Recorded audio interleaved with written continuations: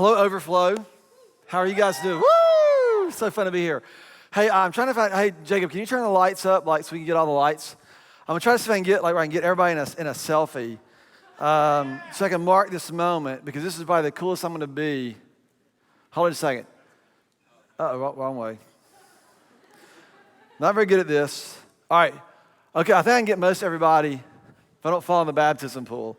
Are you guys all doing good? Oh, good, I can get most of you guys in here. All right, are you ready? Y'all make some noise or say hello, and I say 1, 2, 3. All right, got it. Do what? Take it sideways. All right, that's a good idea. Hold on. All right, so tonight, what we're gonna be, all right, let me try this one more time. I know, I thought Brooks Joyce would have one. I thought, who's the most likely person in the room to have a selfie stick? I thought it was Brooks Joyce, but he didn't have one. All right, there we go, that's better. Ready, 1, 2, 3. All right, there we go. I think I got most of us. Okay, so that'll be for me. Now, tonight, as we've been talking about what Clay talked about and really kind of kicking off the Overflow season, there's a big sign out front that says that you belong here. And it's really interesting to me that every human being comes out of the womb. That's what we're looking for, someplace where we belong. It starts, when we're really small. It doesn't change when we get old. Some of you came to college. This is your first, your high school. You were cool in high school. And you knew all these people in high school. And you moved to college. You moved to Wilmington. You don't know anybody. And you're looking around going, where am I going to fit in? And you remember, you called your mom when you were here. You don't talk to your mom ever. And you called her the first day you get to college. Go, Mom. I remember sitting on the phone with my mother for an hour. My first week of college, and she's like, I gotta go. I'm like, no, Mom, you can't leave just yet, right? And you're just talking to her, and because you're trying to find some place that you belong. It's built in all of us.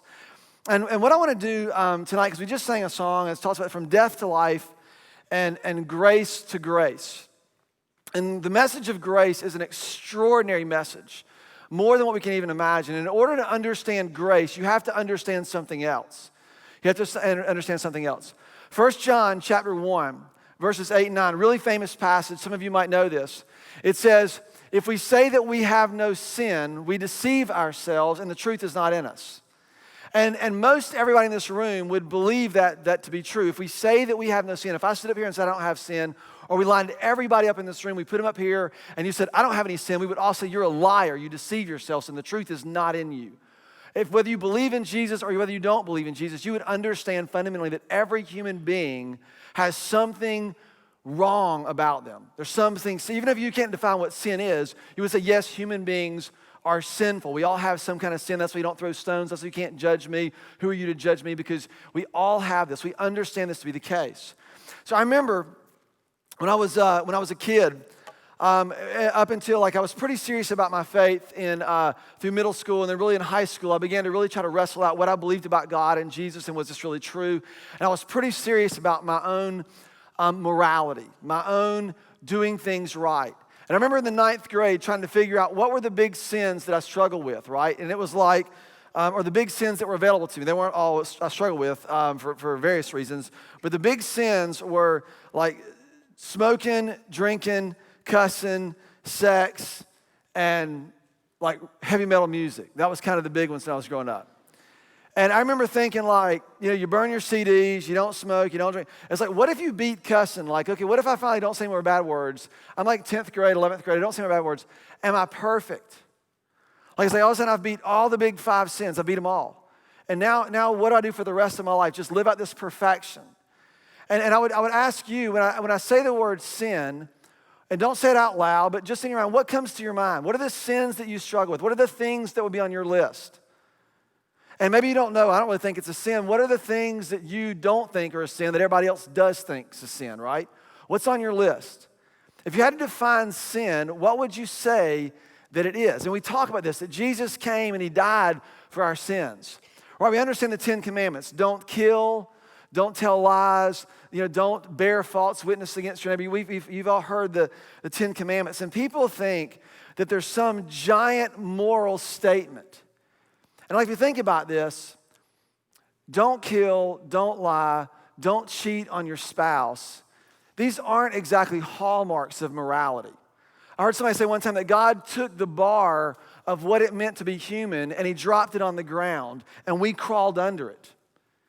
It's basically the idea of these 10 commandments. They're not something that are super, you don't have to be super moral not to kill people. You don't have to be super moral not to cheat on your spouse. You don't have to be super moral not to lie. These are just normal things that humans ought to do for each other.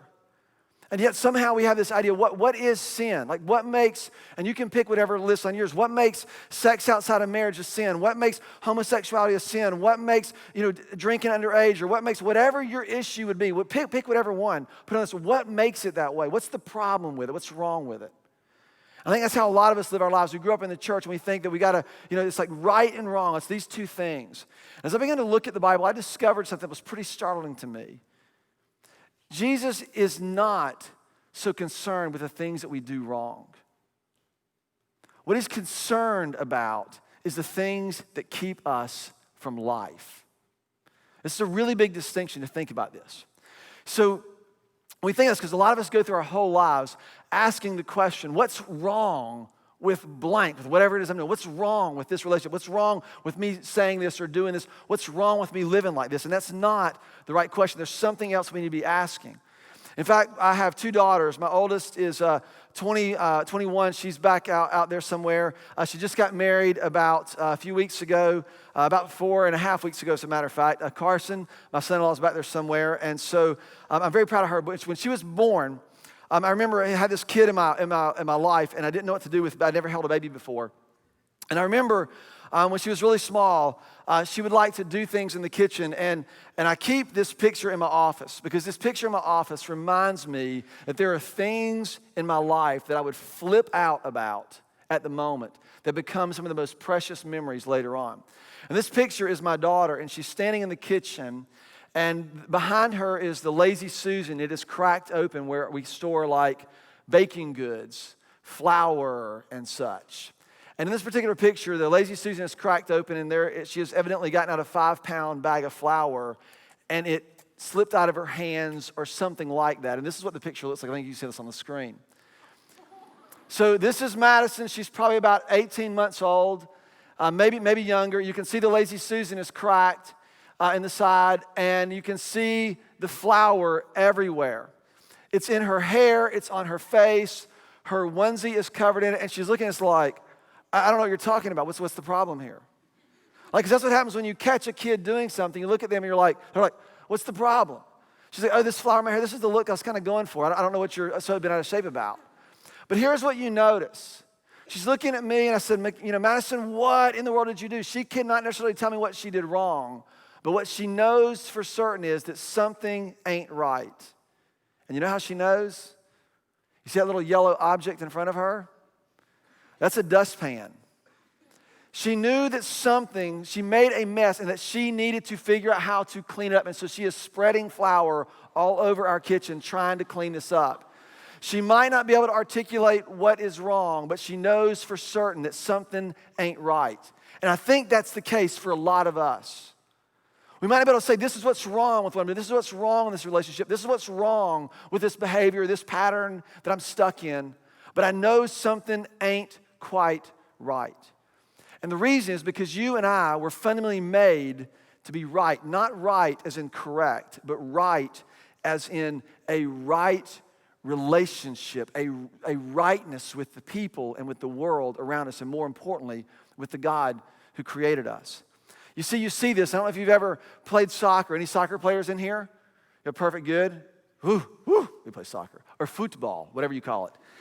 And I didn't play soccer. I never played soccer. But my kids played soccer when they were small, and I coached the team. And like 5- and 6-year-old soccer is the funniest thing on the planet.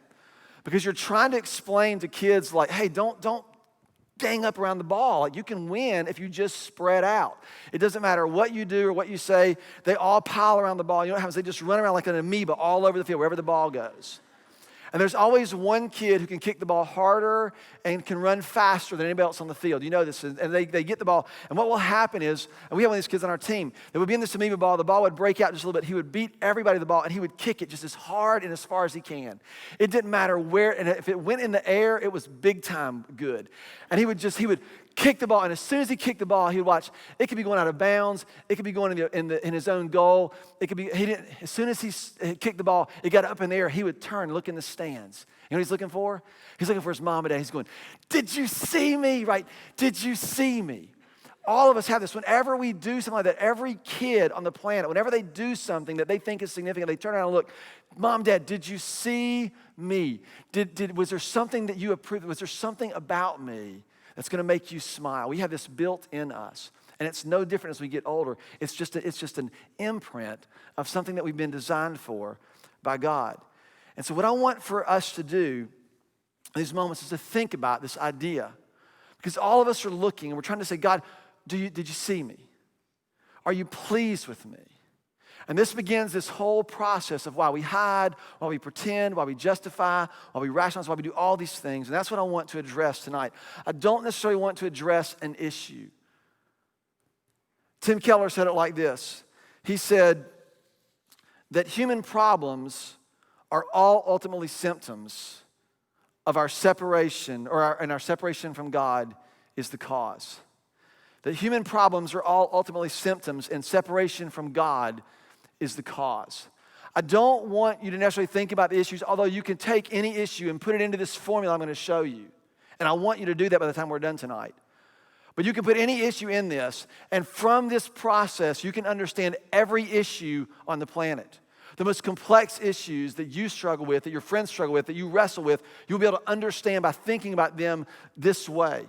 If you keep trying to solve issues, if you keep trying to figure out issues, you're always going to miss what the real problem is. There's something underneath here that all of us have to understand, and that's what I want to address tonight. You see, we all understand that rules are not enough. They're just not enough. The commands are not enough. In fact, I don't know if I've shared this in here, but I've been married 25 years. I've been married 25 years. It's a long time. My wife still loves me a whole lot. Like, she loves me a lot. And I still love her a lot. In fact, I love her more now than I ever did before. It's pretty amazing how that works.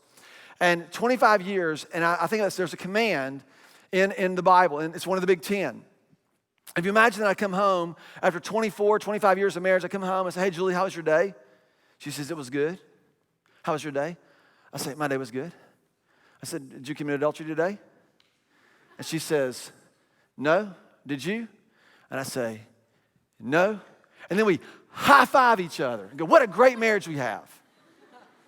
Like, how would that feel? "Honey, why were you faithful to me today?" "Well, because there's a command that says if I don't, I'm going to die." The commands can't do something. They can't do that. Everybody knows that that's not what makes a great marriage. That's not what makes a great relationship. That's a minimum thing to preserve the culture or the condition in which a relationship can actually thrive. Commands don't do this. In fact, there are commands that we have and have been called to live by that aren't even wrong if we disobey them. It is not wrong to cross the street. You know this, right? But what did your parents tell you when you were 5? You cannot cross the street unless you were holding my hand. And you know, and it's a command that's given to you that helps you learn how to trust until you can sort of enjoy what you've been created to enjoy. We all know, yet whenever it comes to our sin list, we all start listing out the behaviors that we think God has a problem with, and we've got to get below this. I did a series a few years ago based on the parable of the talents. And I have no idea what time. Okay, I see my clock. On the parable of the talents. And the parable of the talents is basically, and maybe you've heard this before, but there's a rich guy, and he's got some servants. And he's going on a trip, and he calls the servants in, and he says, "Hey, guys, I'm going on a trip, and I want you to take care of some of my stuff. I'm going to entrust you with some stuff, and I want you to return it back to me when I get back to you." And so the first guy, he gives 5 talents or 5 bags of gold, $500, whatever, it's 5 bags of gold. And to the second guy, he gives him 2 bags of gold, and the third guy gives him 1 bag of gold. And so he goes away for a while, and he comes back, and they all come back, and they hear the master's back, and they come and say, "Hey, he's back." And he calls him in and says, "I want you to give an account of what you have done with what I gave you." And the guy with 5 says, "Hey, man, you gave me 5. Look, I turned it into 10. And the master says, "Well done, good and faithful servant. You've been entrusted with a little bit. I'm going to put you in charge of a whole bunch." And the second guy goes, "Hey, you gave me 2, and I turned it into 4. And the master says, well done, thy good and faithful servant. He goes, you've been entrusted with little, and I'm going to put you in charge of a whole bunch. Enter into the joy of your master. And the third guy says, master, you gave me one. I was afraid because I know you've worked hard, but I took that one and I buried it so that when you got back, I'll be able to give you the one that you gave me. And the master looks at him and says, depart from me, you wicked and lazy servant. And I often scratched my head and thought, because I always thought this was like, for me, God gave me like 2 bags. I want to turn that 2 into 4, and that's a good thing. It was always about this ambition and this drive. I began to think about this. Why did he say, well done to these 2? And he called this one a wicked and lazy servant. And here's why. Because the wealth, what the servant did, what the servant was given, didn't affect him. See, the first guy, he was going about his way. He got 5 bags of gold, and he rearranged his whole life to take what he had been given and try to use it in a way that was going to be effective, this was going to be beneficial. The guy with 2, it took 2, and he took that and it changed the way he thought about everything. He then tried to arrange his life so that those 2 things would be useful and effective. But the other guy said, oh, this is one I don't want to take any chance. I'm going to bury it and keep doing what I've always done, and when he comes, I'll just give it back to him. I think the reason he was called wicked and lazy is because what he was given didn't affect him. What have you been given? We're just saying from death to life, from grace to grace. What do you do with the grace that has been given? What do you do with the grace that has been given to you? Right, for some of you, you're like, you take the grace and you use it to just go about, I'm going to take it, I'm just going to do what I've always done. I've got grace, I can be forgiven for all this stuff. I'm just going to keep doing it. It has not made a difference in your life. What difference does grace make? This verse in 1 Corinthians chapter 15, it says this. It says, but by God's grace, or by the grace of God, I am what I am. And that's all that I am. It's not the Popeye statement. He says, by God's grace, I am what I am. And his grace is not to me without effect. By God's grace, you are what you are. It's not a declaration you're never going to change. It's a declaration of his sustaining power in your life. By God's grace, you are what you are, and his grace is not without effect in your life and mine. What is the effect of God's grace in your life? What is it? And this is what I've been trying to wrestle with and understand for much of my adult life. What I've come to understand is, and Clay talked this last week about being adopted, about the gospel. And he talked about this idea that when we are adopted, we get brought into him through nothing that we have done, but everything that he has done. I refer to this as what I call settled acceptance. And the way I think about this is this, that you are not acceptable to God because you think that you are acceptable. You're acceptable because he has accepted you. I think we're going to put that up there so you can see this or write it down or kind of get it in your mind. You are acceptable because he's accepted you, not because you think that you're acceptable. Most of you, when you think about your relationship with God, you're going to start talking about the reasons that God wouldn't like you or wouldn't be cool with you is because of all the things that you've done. You're going to try to figure out what you think would make you acceptable to God and then do those things or undo those things, and then it'll be acceptable. That's not it at all. God's grace for you is settled. It's settled acceptance. You are who you are. He has accepted you just like that, and his grace now has effect in your life, and that's what we've got to figure out. When we think about sin, what happened that sin, what did sin do? What broke? What caused the fall? And what is this real simple? Clay taught this last week, that what was broken was a relationship. It wasn't a broken rule, it was a broken relationship. And the foundation of a relationship is always trust. There's a great verse, this little passage in Jeremiah chapter 2.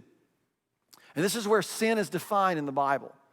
And we're going to try to get a really good definition so you can process any issue that you face in this world. And the verse goes like this. It says, be appalled, O heavens, and shudder. So God stops and goes, hold on. This is what causes all of heaven to stop and go, this is the problem. Be appalled, O heavens, and shudder at this great horror. For my people have committed 2 sins. My people have committed 2 sins, and here they are. Number 1, they have forsaken me, the spring of living water. And number 2, they have dug for themselves wells or broken cisterns that cannot hold water. So I began to think about this, and what I did is I took my journal out, as I often do. And I began to try to think about this, and I said, God defines sin for us, and he said there's 2 great evils that we've committed. Number 1 is we have rejected this idea, this spring of living water.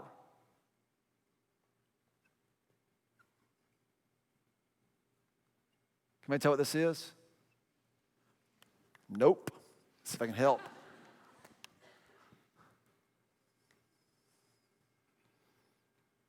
Somebody said a faucet? It's like a faucet? It's a faucet. It's a faucet.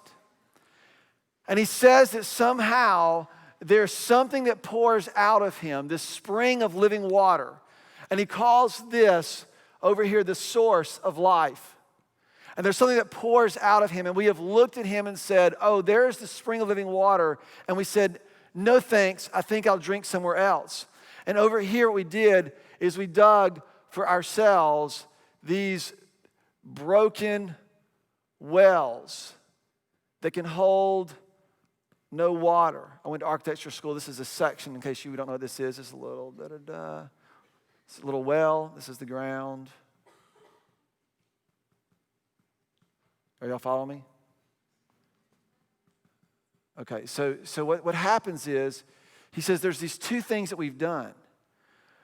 We have forsaken him, the spring of living water, and we've dug for ourselves wells that don't hold water, and we've thrown ourselves into them trying to satisfy some desire. This well is driven by the things that we want. Let me ask you a question. Is it possible for you to want wrong things? Is it possible? Yeah. How many of you want wrong things? Is it just me? Or there's four of us? We right here, we're together. We want wrong things. And some of the wrong things we want, we're not just indifferent, we want them really badly at the expense of everything else, don't we? Some of you have been in relationships like that. You know this relationship is not good, and you lay down at night, and it's all you can think about.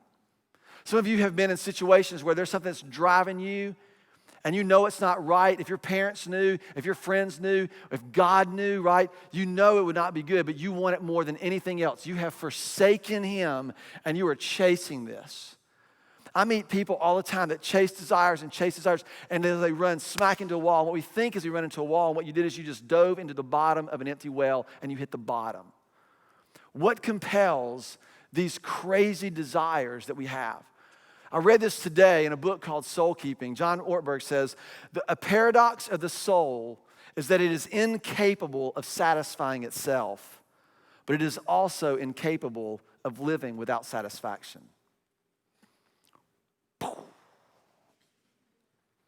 You are incapable of satisfying yourself, but you are also incapable of living without satisfaction. You're chasing something.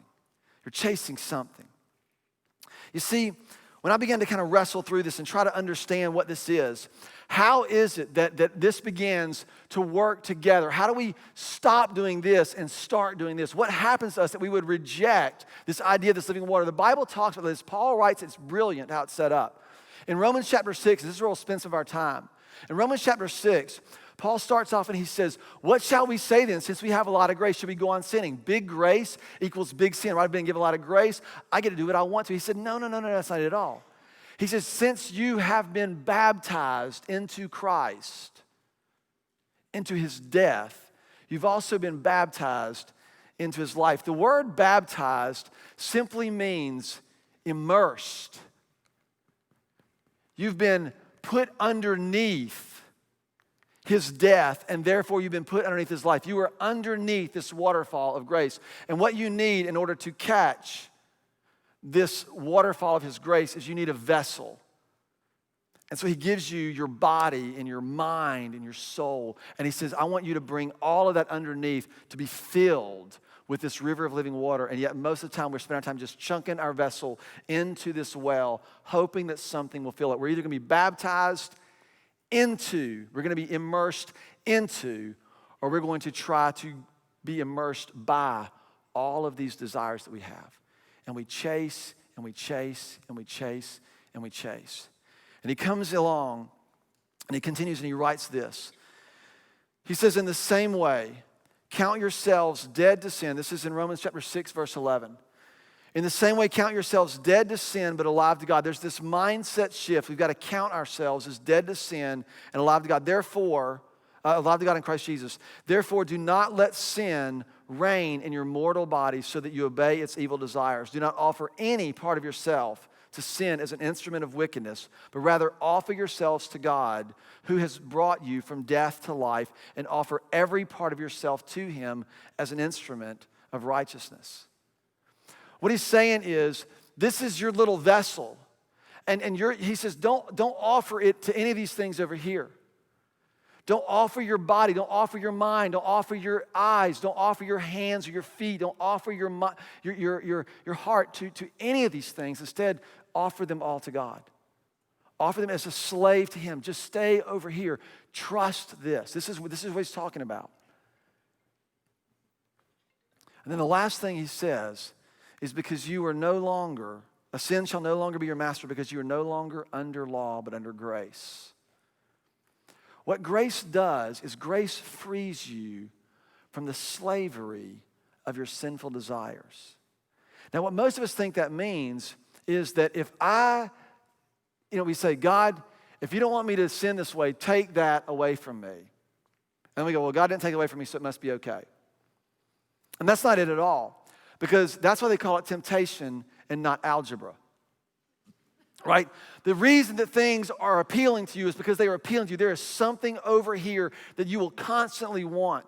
And if it's not the thing you're struggling with now, it'll be something else in the future. This never, ever, ever goes away. This is why he says you cannot let sin reign. You cannot offer your bodies or your minds, your eyes, your ears. You can't offer them to those desires. You've got to offer them over here. You have to stay here. And this requires some things from us. Let's keep going. The problem with what most of us do, the problem is that most of us, when it comes to our sin, what we begin to do is we begin to decide how bad it is. You have a sin scale. And what we do whenever we're caught, it's the same thing that my daughter did. As soon as you say, what? And we try to make sure that it's not as big of a deal. We do three things with our sin.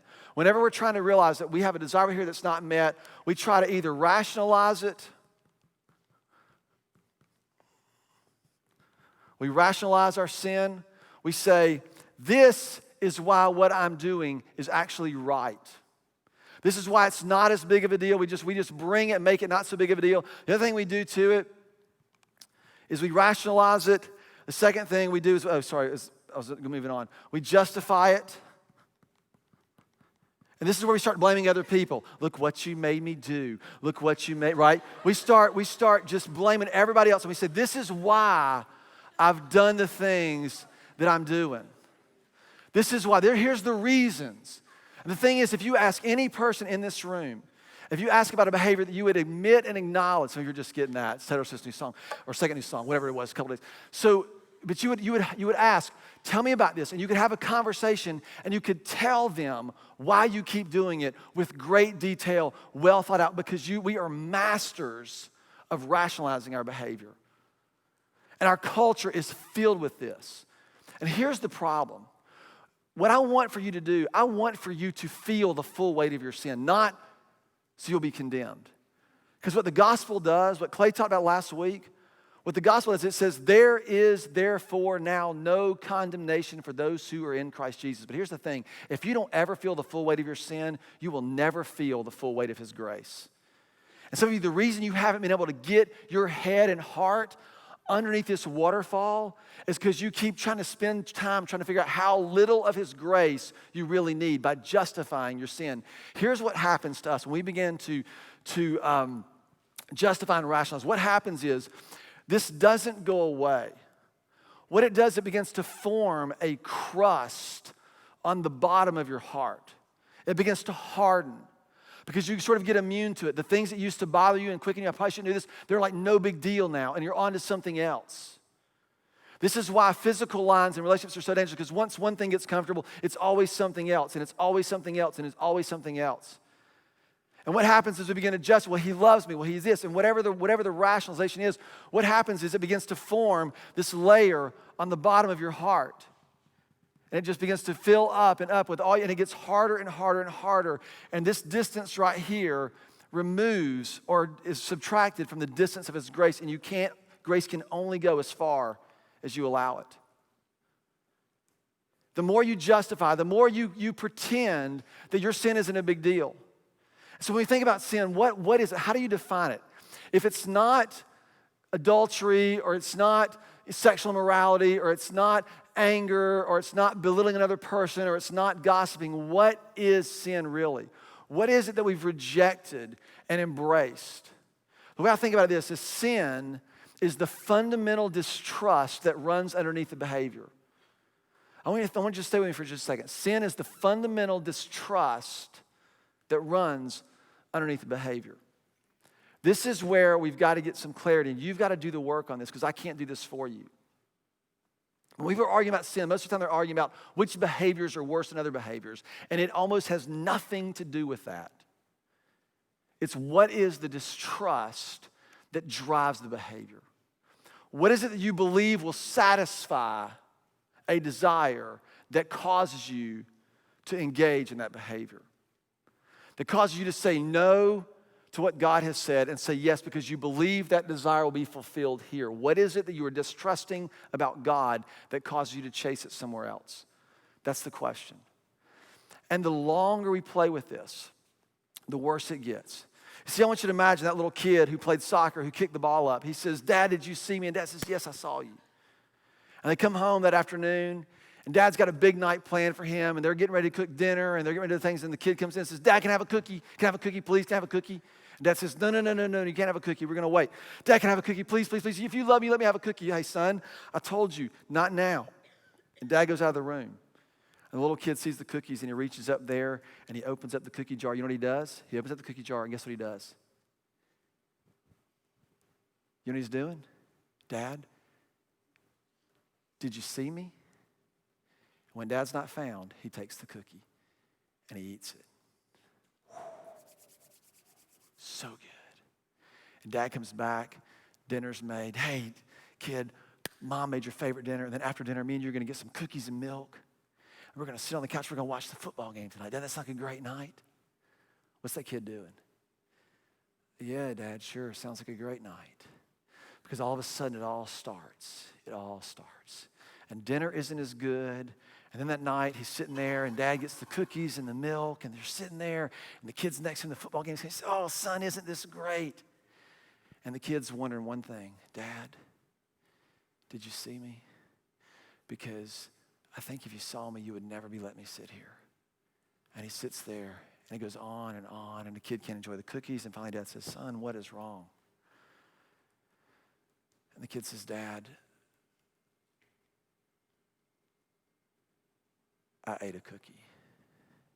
And Dad says, "I know you did."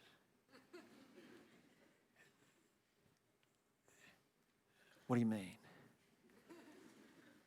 Because see what the kid thinks is the only reason he was acceptable to his father is because he thought that he was acceptable as long as his father didn't know. He didn't realize that what had been done for him was enough to settle that forever. And the only person that he had punished was himself. The only thing he had done is limited this. See, 1 John says, the verse in 1 John 1, if we say we have no sin, we deceive ourselves and the truth is not in us. But if we confess our sins, He is faithful and He is just to forgive us and to cleanse us from all of this hardened, crusty, nasty crap that keeps us from really receiving His grace. All confession does. Confession is the thing that exposes my sin to God's grace. There is now, therefore, no condemnation for those who are in Christ Jesus. Confession, when you stop trying to minimize or justify, and you say, God, this is it. I don't even understand why this would be wrong, but here it is. You begin to expose your whole self to his grace. And that's where freedom is found. He has given you his grace, and his grace is not without effect on your life. So what do? Here we go. I wrote down on my notes that sin hidden from God is sin hidden from grace. And we all do it. We all do it. When we expose or allow or avail ourselves in this idea of confession, God's grace reaches into the deepest parts of who we are, where we think we're hidden from everybody else. And this is why they call it coming clean, right? So here's what I want you to do. Number one is I want for you to spend some time, maybe you can do this in groups, it'd be fun to do coffee over this, but just make a list of your sins, the things that you think that you do, the behaviors that you do that you think God might have a problem with. You don't have to be sure, just might have a problem. And these would be things like that you wouldn't feel comfortable. Hey, Mike, I'm doing this. Like if you come up to me after the service and go, I'm not really going to tell Mike this because that's something that goes on your list. So whatever that might be. And I can give you some if you want to. Maybe it's some form of you've crossed a lot of physical lines that nobody has ever said are a problem, but somewhere in your head or your mind you thought this is a big deal. And I'll tell you this, I've seen this all the time. This is just free. This doesn't cost you anything tonight.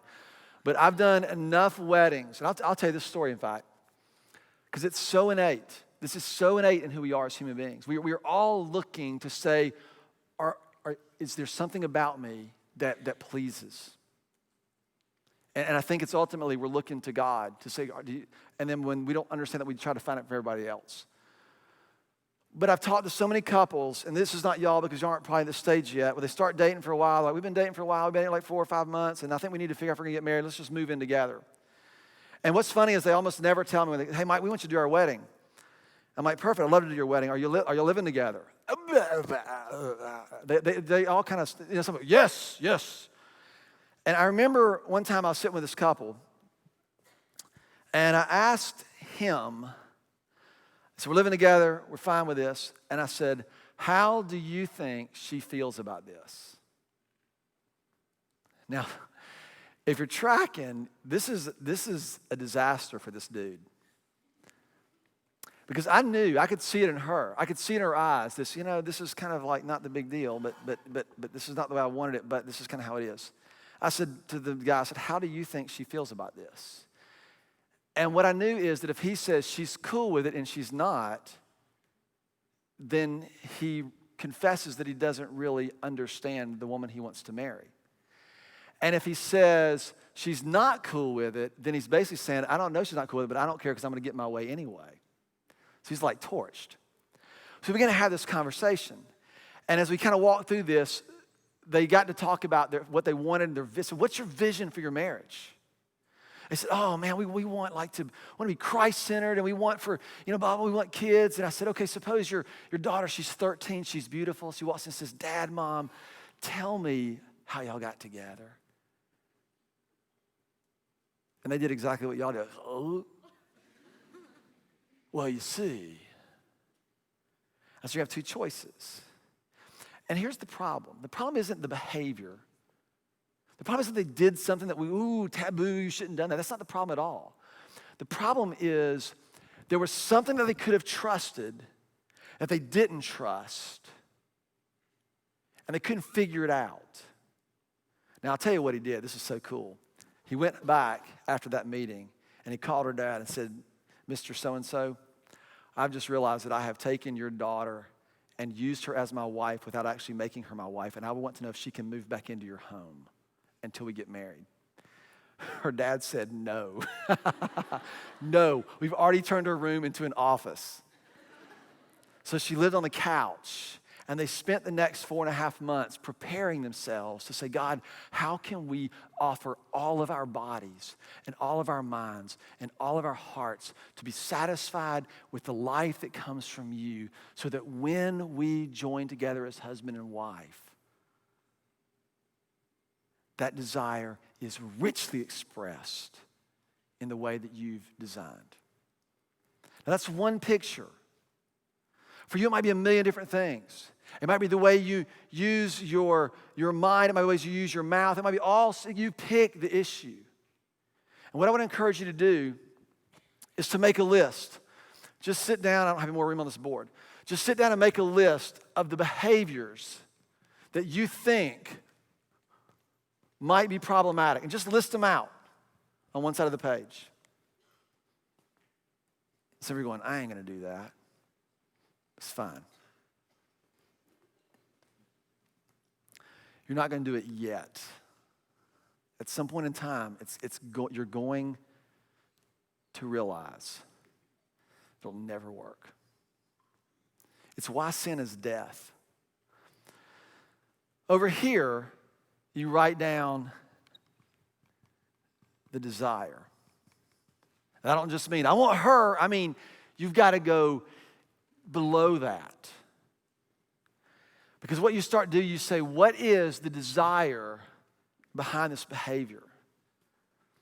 For me, there were several things in my life. I had things on this list that I knew were problems. But I kept doing this. I kept saying, God, I promise I'll never do this again. I promise I'll never do this again. I'm going to stop doing this now. And I never understood what was the fundamental distrust that kept driving the behavior. I kept trying to stop it here, and the problem is here.